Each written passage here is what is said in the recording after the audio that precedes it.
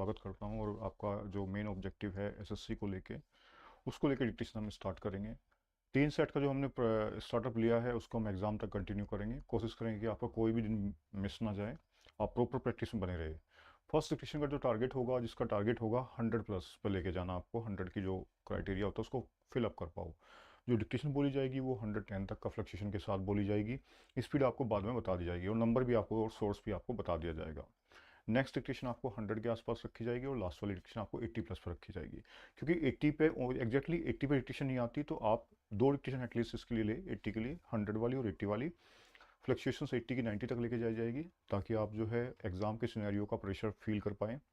और कंटेंट आपका नॉर्मल रखा गया है ताकि आप कॉन्फिडेंस में आ पाए पहले, फिर अननोन कंटेंट की तरफ को चलेंगे जो अनफेमिलियर कंटेंट होगा। असाइनमेंट के रूप में आपके पास सारी चीज़ें अवेलेबल है और वो चीज़ों की उनके असाइनमेंट के जो आपकी हार्ड कॉपी है और वीडियोस जो है उनकी ऑडियोज फॉर्म में यूट्यूब पर अवेलेबल है और बाकी सब रेस्ट आपके 3 स्टैनो का जो ऐप है उसके ऊपर अवेलेबल है। स्टार्ट करते हैं। Ready, started.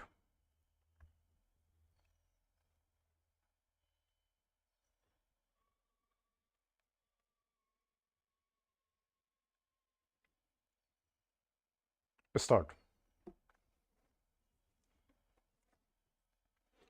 I will not go into the details of the agricultural production during the first 2 years of the 10th plan, but I will refer to some other salient features.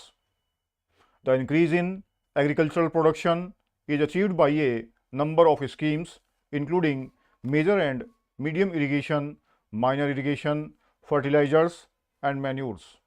Improved seeds, land development, and improved agricultural practices.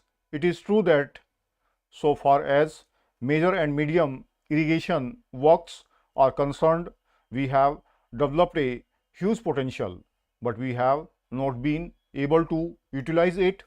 We feel very unhappy that large amounts of money should have been spent on the construction of dams and reservoirs, but the water was not being utilized. This question was very carefully examined by the Irrigation and Power Ministry and the Planning Commission. The Irrigation and Power Ministry, which is in administrative charge of the major and medium irrigation schemes, found that the failure to utilize the irrigation potential was due either to the failure to construct main channels or field channels or the lack of incentive for the cultivators to change over from dry to wet farming or for want of training in proper cropping patterns. Action has been taken to provide conditions for the utilization of this potential, and the Planning Commission has agreed to divert some 30 or so crores of rupees during the rest of the plan period for the fuller utilization of this irrigation potential. In the community development areas, the Community Development Ministry has been made responsible for the construction of the field channels and for propagating cropping patterns.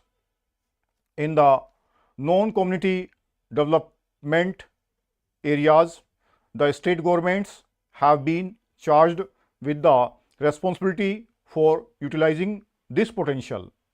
In fact, I feel very unhappy that this potential should not have been properly utilized. Now, so far as minor irrigation works are concerned, they have done well, and during the first 2 years, they have fulfilled their targets. Improved seed is another important item in the development of agricultural production. There is a little misunderstanding about the seed farms. The scheme of the seed farms is that in each of the community development blocks and the shadow blocks, a nucleus seed farm of 25 acres will be setup. This will produce foundation seed. The foundation seed will have to pass through the registered growers in the first year as well as in the second year. Fertilizers have played a very important role in agricultural production all over the world. Our consumption of fertilizers is very small compared to the progressive countries. It is very low compared to Japan, it is very low compared to China, and it is very low compared to the United States of America. Now, sir, this is a limiting factor. Unfortunately, in the beginning of the plan, we did not fully realize the importance of fertilizers. We should have planned more of our factories and we should have been producing more of fertilizers. In any event, during the period of the shortfall, we should have found more money for the import of fertilizers, but unfortunately, our foreign exchange position being what it is, I am not sure to what extent we shall be able to meet the requirements of fertilizers, and this is going to be a limiting factor in our future agricultural production. Again, sir, land development is another important scheme. Its growth has also been held up on account of the failure to import a sufficient number of tractors. That again is due to the paucity of foreign exchange. Our achievements during the first 2 years of the plan are only 23% of the targets. Part of this low achievement is explainable. Firstly, as the House will remember, the target for agricultural production originally was fixed at 100 million tons. When the targets for 2006 and 2007 were worked out, they were worked out on the basis of 10 million tons. The other day, the Prime Minister made a very significant admission in the Lok Sabha. He said that it was unfortunate that we had not realized the importance of agriculture in our planning. We had not given it a sufficiently important place, and we are now learning it to our cost that our past neglect has been responsible for the stresses and strains in the supply of food. The government must now give a second thought. Agriculture has to be given the first place, and unless agriculture is given the first place, the implementation of the plan will be adversely affected. I have no doubt that fertilizers have to play an important role, and unless we set up the supply of fertilizers, we shall have to face considerable difficulties in increasing our agricultural production. Our potentialities for increasing agricultural production are immense. Our production is one of the lowest in the world, and there is ample scope for increasing production.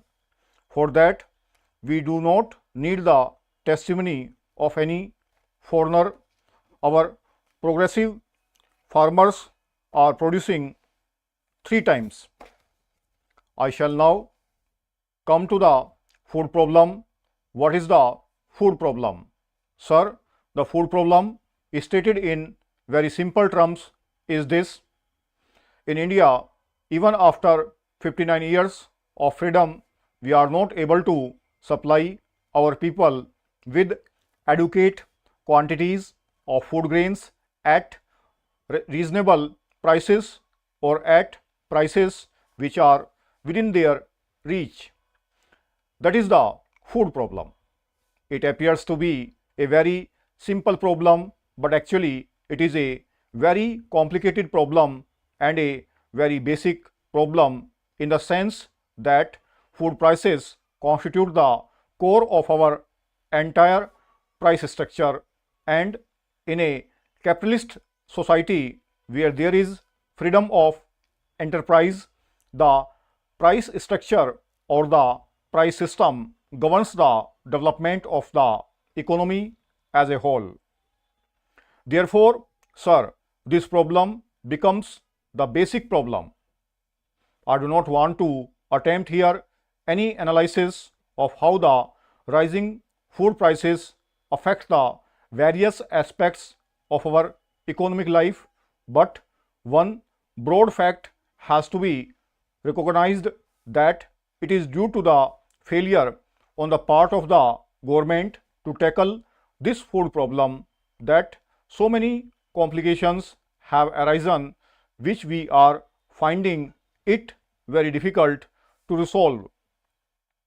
All these have as their basis the failure of the government to solve the food problem. Now, sir, there are two aspects of the food situation to be considered. As has been correctly stated by our Honorable Minister of Food and Agriculture, one aspect relates to production and the other aspect relates to distribution or regulation of the resources that are at our disposal. Now, sir, I will take up these two aspects separately and show where the government has failed in its responsibility, where the government policies have been wrong policies, or where the government has failed to work out any policy at all. First, I will take the distributive aspect or the regulatory aspect. For this purpose, I will have to go back a little to the developments that have taken place during the last 5 or 6 years. Now, if we follow the developments that have taken place from the year 2000 onwards, we will inevitably come to the conclusion that the record of government has been a remarkably poor record. The government has been groping in the dark. It gets happy like a child whenever there is improvement in the food situation and whenever there is more production. ये content 381 और 382 से बोला गया है, इसके अंदर 1240 word है और मैं आपको स्पीड इसकी बताता हूँ एक बारी।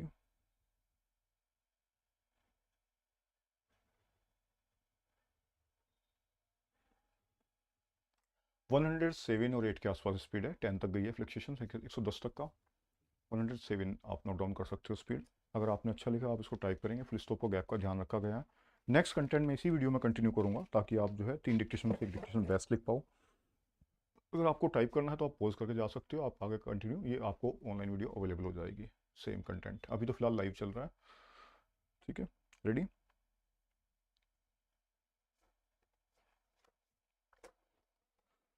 Start.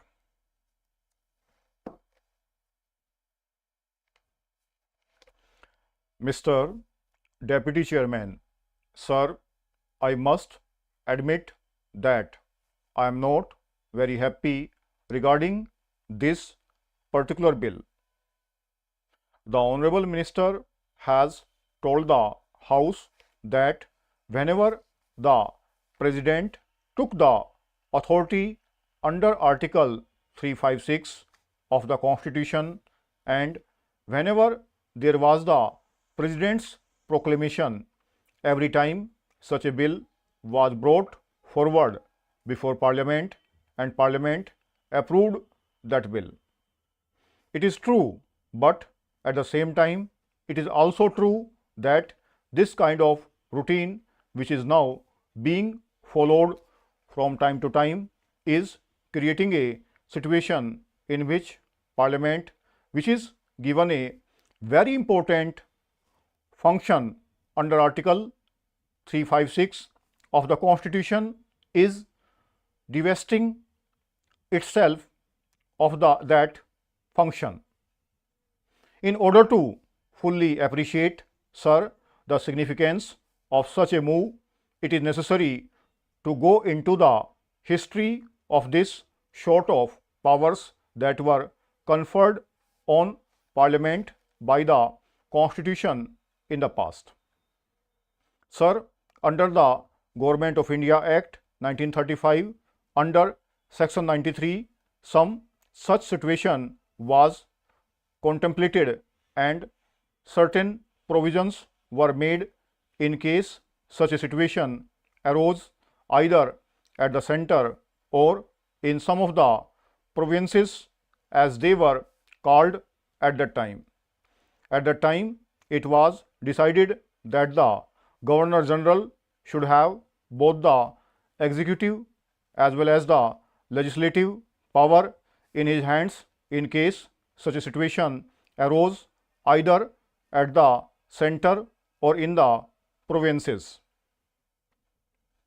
Now, the farmers of the Constitution have not accepted that particular formula when our Constitution was framed and have definitely made a distinction between the executive power and the legislative power, and they have stated that as far as executive power is concerned, the President can straightway take these powers into his hands through a proclamation, but as far as legislative powers are concerned, these powers vest in Parliament. The Constitution provides that Parliament in its turn might delegate these powers to the President or to some authority to be named by him, but obviously when this distinction between the executive and the legislative power was made in the Constitution, it is reasonable to suppose that only under exceptional circumstances the Parliament was to delegate that power to the President again or to any authority to be named by him. If it was the intention of the framers of the Constitution that the legislative as well as the executive power should vest in the President himself, then the scheme which was envisaged in Section 93 of the Government of India Act would have been copied in the Constitution. The very fact that it has not been done clearly shows that the framers of the Constitution expect Parliament to exercise the legislative power and only in exceptional circumstances. Should this power be delegated to the President or to any authority to be named by him, this was, to my mind, the real intention and the real scheme as it is envisaged in the Constitution. But what do we find? Whenever there is a proclamation, automatically this bill is brought and passed by Parliament and the powers are vested in the President.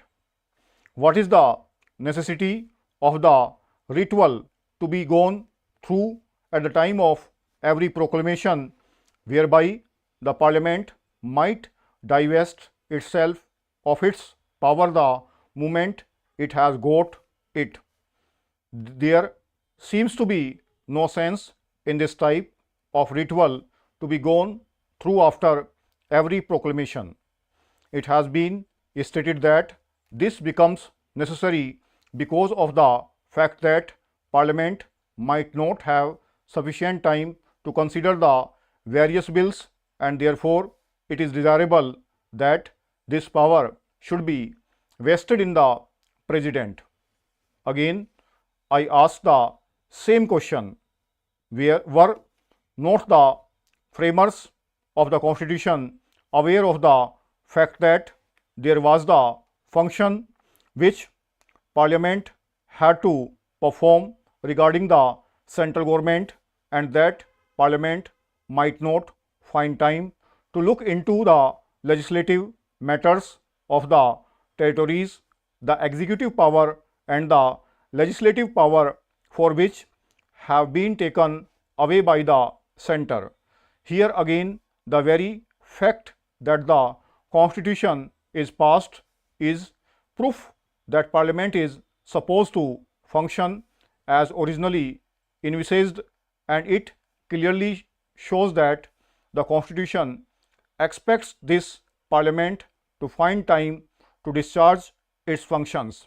I am not at all satisfied that there would not be sufficient time for this Parliament to go into the various problems that are connected with the exercise of the legislative powers which were originally in the legislature and which were, because of the proclamation, vested in Parliament. We have been told that there are certain bills which are to be gone through, and that this House adjourned earlier and the two houses might not be in session simultaneously, and therefore these difficulties might arise. May I ask the Honorable Minister, does not the same argument also apply to the legislative business as far as the center is concerned?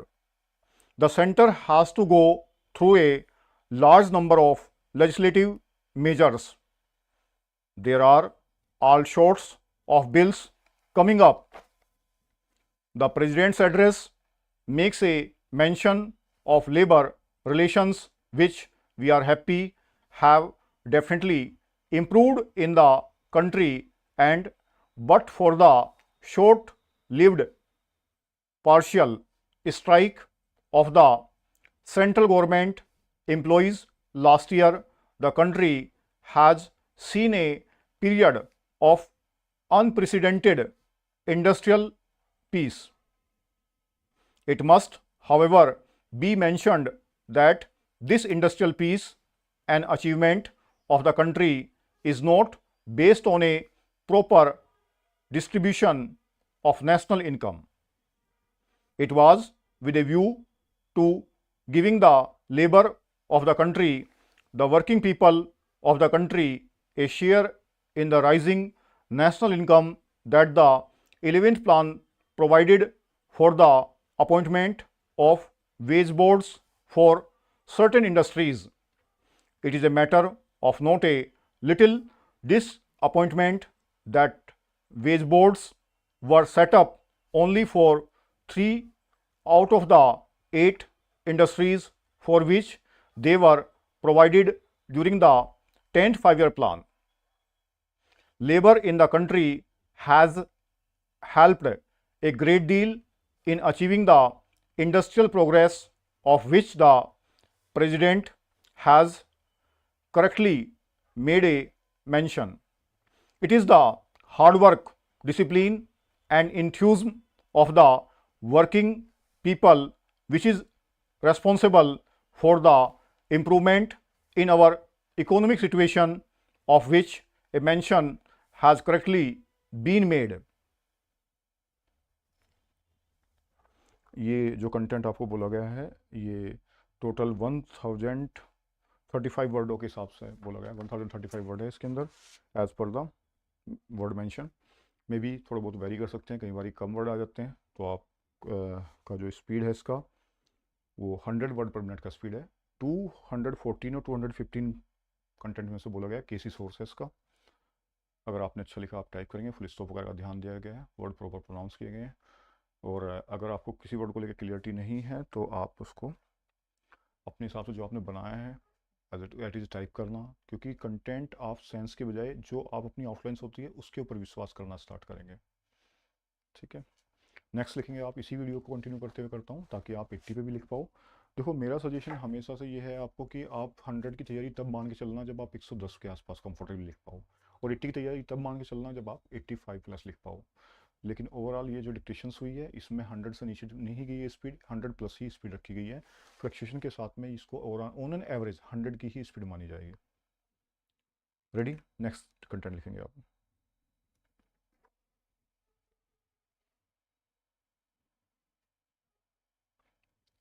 Started.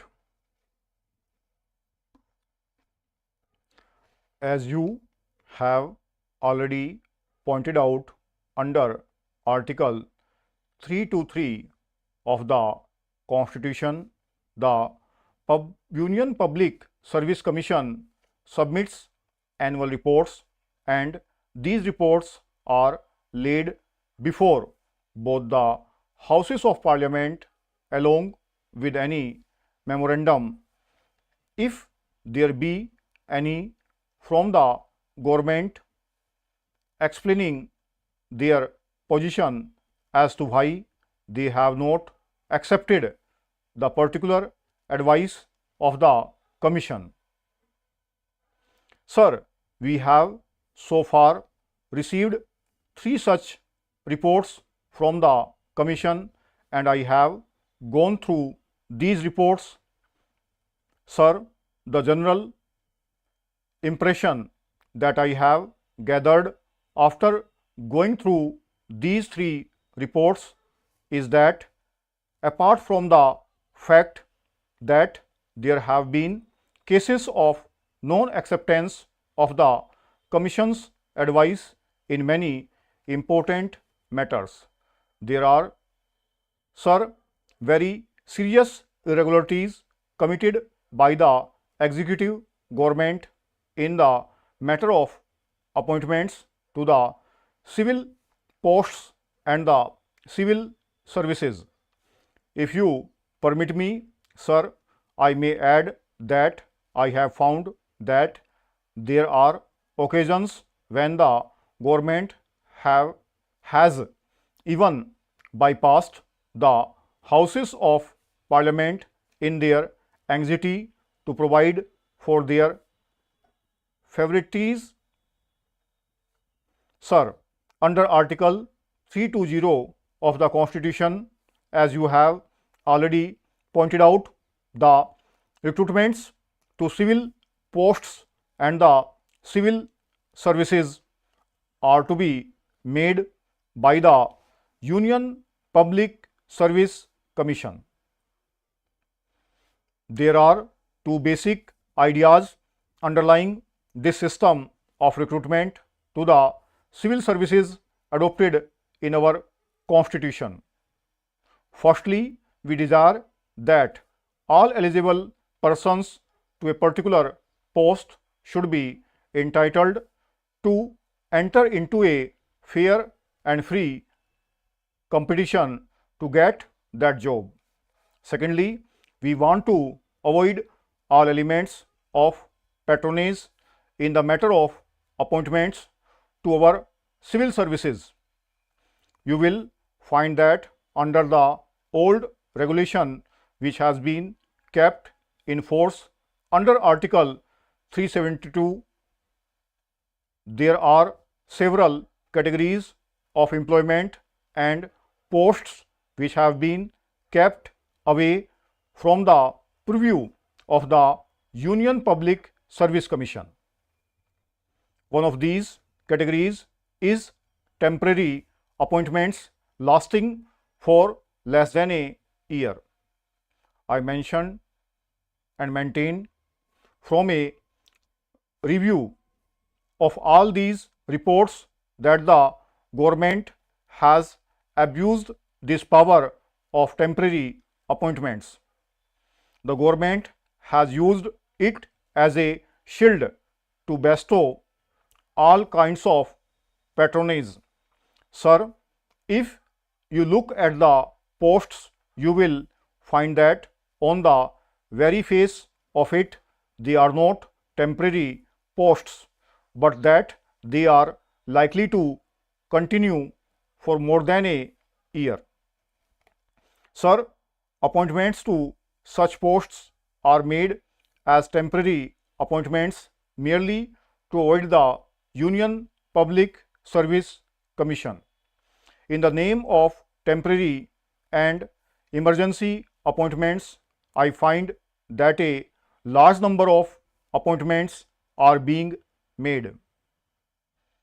The glaring examples are the Community Projects Administration and the All India Radio under the Ministry of Information and Broadcasting. We find, as a matter of fact, such appointments being made by every ministry, but these are the very glaring examples, and I would like the Honorable Minister to tell this House as to how many temporary appointments are being made every year by the government and how many of them are continued even after the end of the year. Sir, they make the temporary appointments and they keep these appointments going on year after year, and they do not also consult the commission, although under the constitution they are required to do so.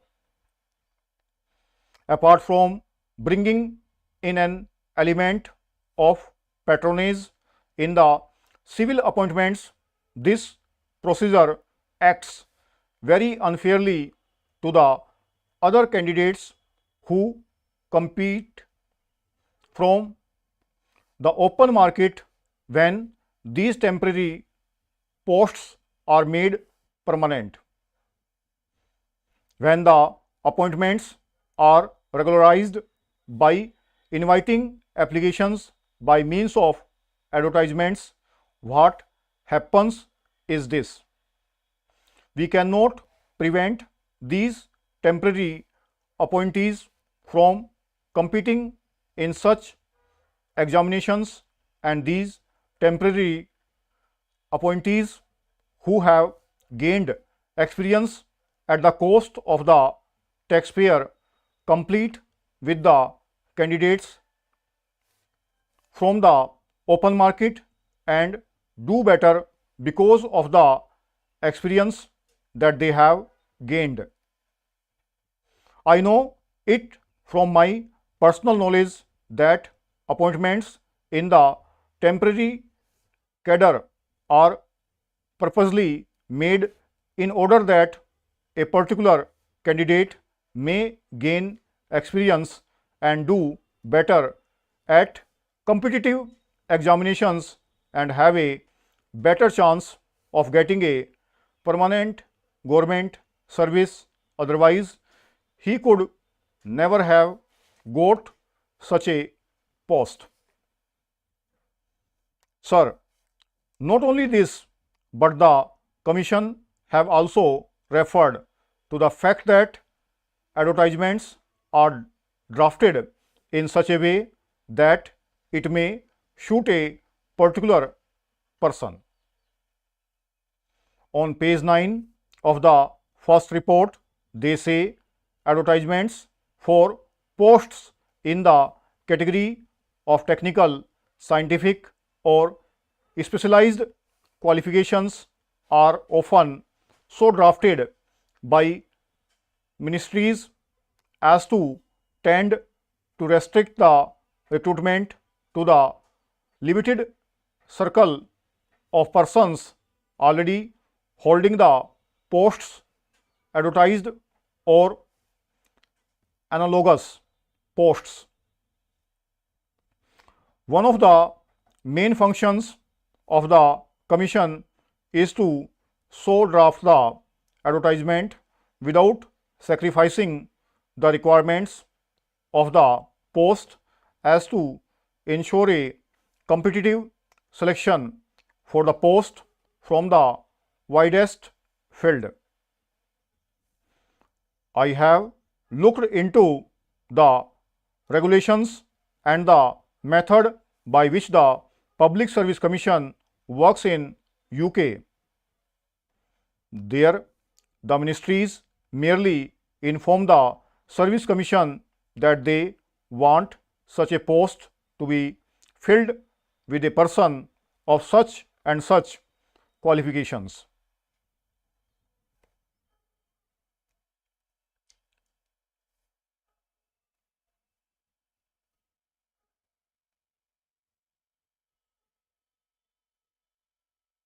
ये 840 plus word है, ये 96 number से बोला गया है और इसकी speed 80 और 85 के बीच में वेरी करेगी, यानी कि स्पीड 82 के आसपास आपकी स्पीड है।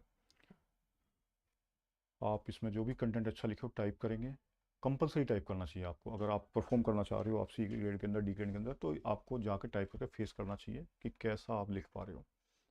अगर आप इनमें से कोई भी कंटेंट अच्छा नहीं लिख पाए हो और ये आपके लिए अनसीन था, तो मेरा सजेशन है अभी आपके पास समय है, तो आप जो है अपने कॉन्फिडेंस बिल्डअप के लिए सीन कंटेंट की डिक्टेशन ले सकते हो, लेकिन कोई भी डिक्टेशन आप 80 से कम की नहीं लेंगे। Thank you everybody, see you in next class, maybe tomorrow.